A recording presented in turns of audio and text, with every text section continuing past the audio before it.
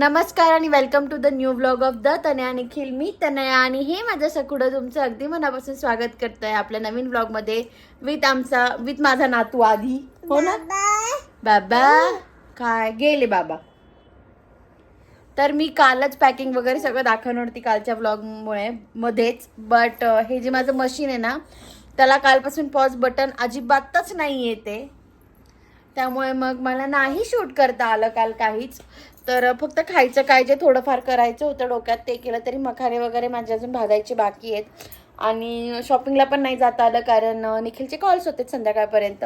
तर आज ते सगळं करायचं आहे. सो म्हटलं परत व्लॉग बनवूयात कारण बाहेर जायच्या ह्या आठवणी आयुष्यभर ठेवायच्या आहेत ताज्या ताज्या. So stay tune for a whole vlog.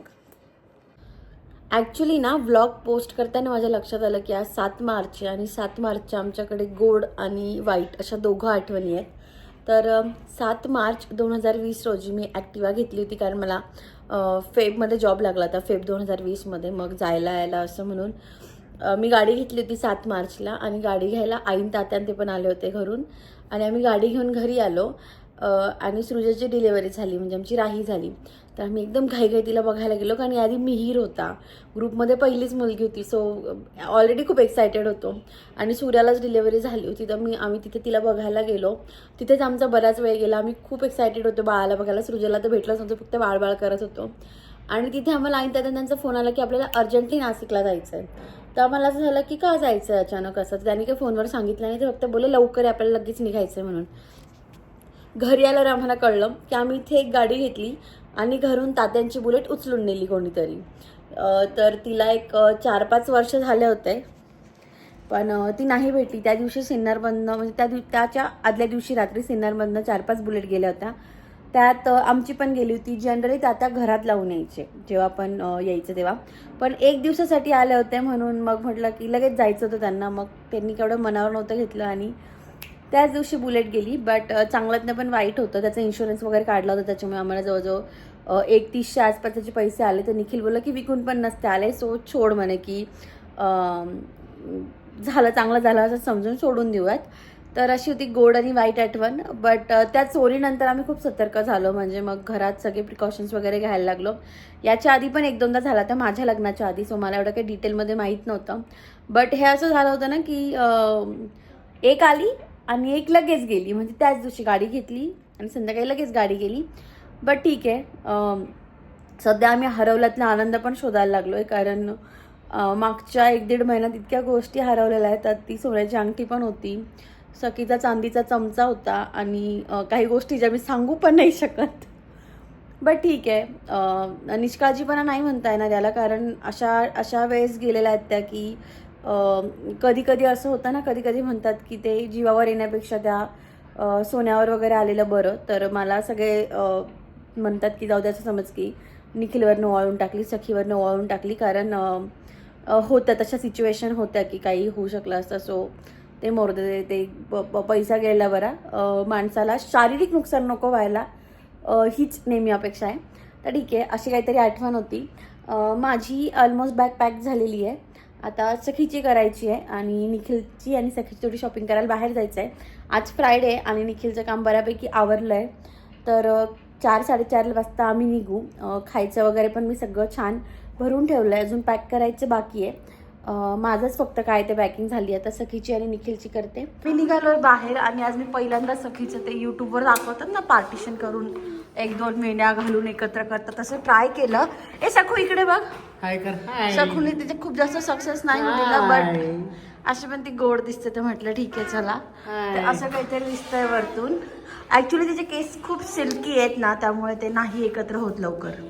हेतू माझा हा होता वेणीवाला की गरम खूप होतंय उन्हाळ्याचं, तर तिला इथे मोकळं वाटायला पाहिजे, ते वरती बांधायचे होते म्हणून पुढचे पण असे करावे लागले.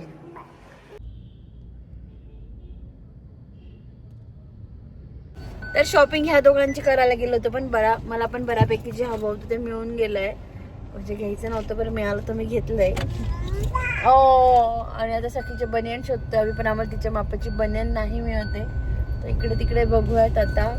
आणि इतका त्रास दिलाय सखीनी स्टुडिओ मध्ये आम्हाला पण, तिथल्या स्टाफला पण. सगळे कपडे काढत होती तिथं, असं वाटत होतं ना असं फटके द्यावं. हा म्हणजे असं आपण दुसऱ्याची पोरं लावून ना, कसलं आगाव पोरग आज कळलं नाही. पोर म्हणजे ते आई बापाचा काही दोष नसतो. मी सखीला इतक्या ठिकाणून उचलून आणलं, त्या स्टाफने किती वेळेस उचललं, बट सखी बाई इकडून तिकडे. मला नंतर फेल वाटायला लागलं, नंतर म्हटलं लहान आहे तर काय करणार आहे, पण मला कळलं कधी दुसऱ्यांच्या पोराला जज करायचं नसतं का रे.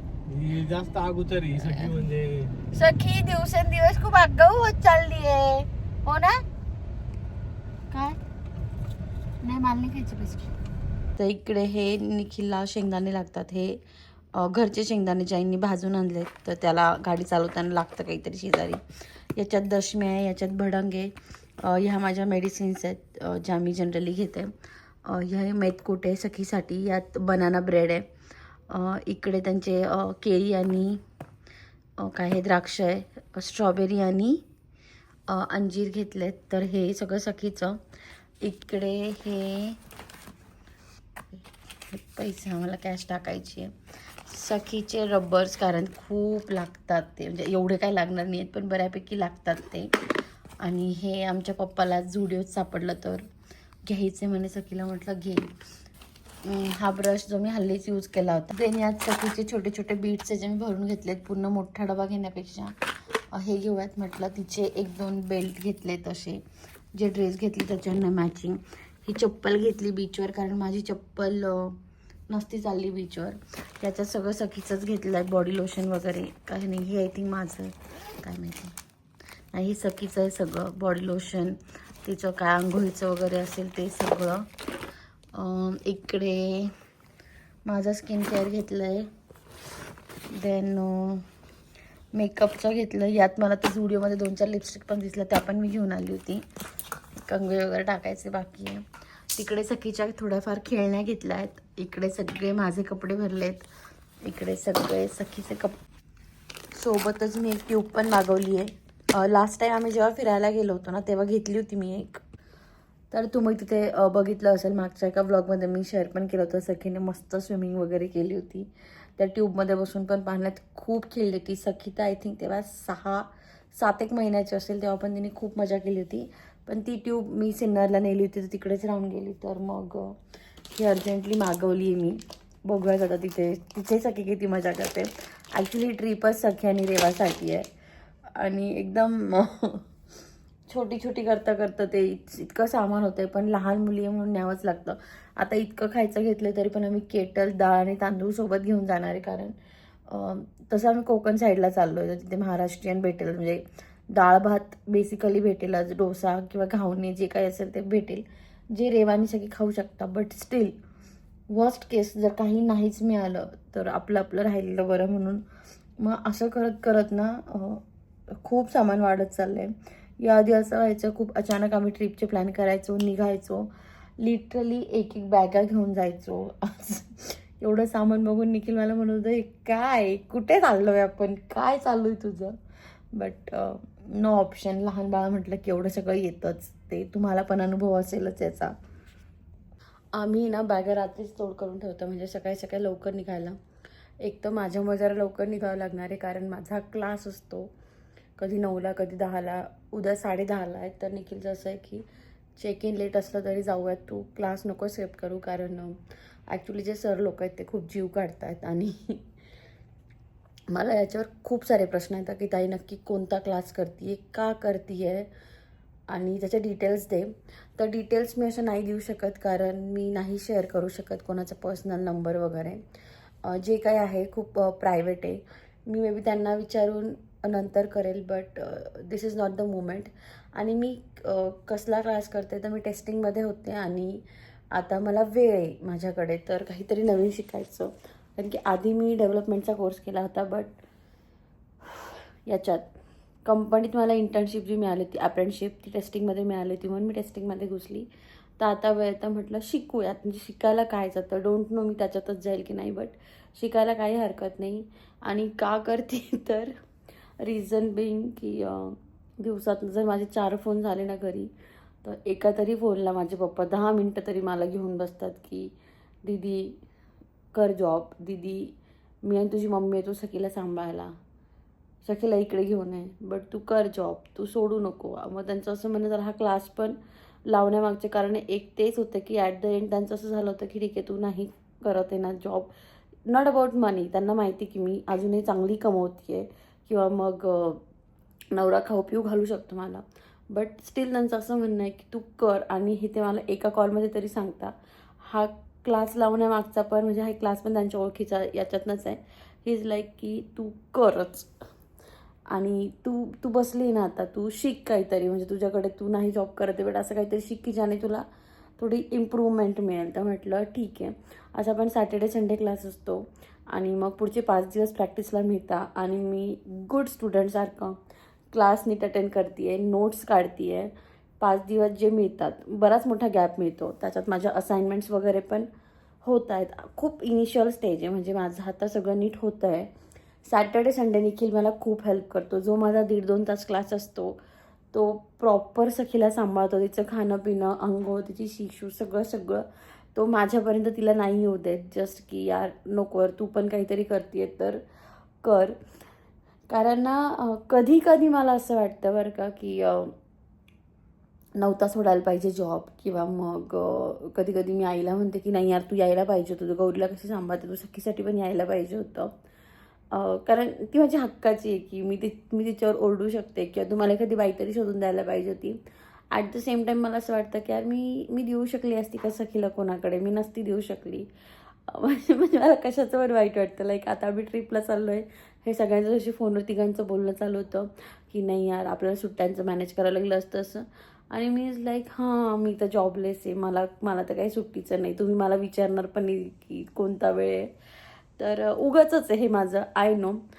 बट ते वाटतं, कधी कधी वाटतं सिरियसली, किंवा मी असं बघते की माझ्याच माझ्याच सर्कलमधलं कोणी ओळखीचं त्यांनी चेंज मारला आहे किंवा त्यांचं प्रमोशन झालं आहे, त्यांनी काहीतरी नवीन सर्टिफिकेशन केलं आहे, ते लिंक्डइनवर पॉपअप होतं ना, मग त्यावेळेस मग ती थिंकिंग तिथपर्यंत जाते की नाही यार करायचं करू, काहीतरी मॅनेज होईल.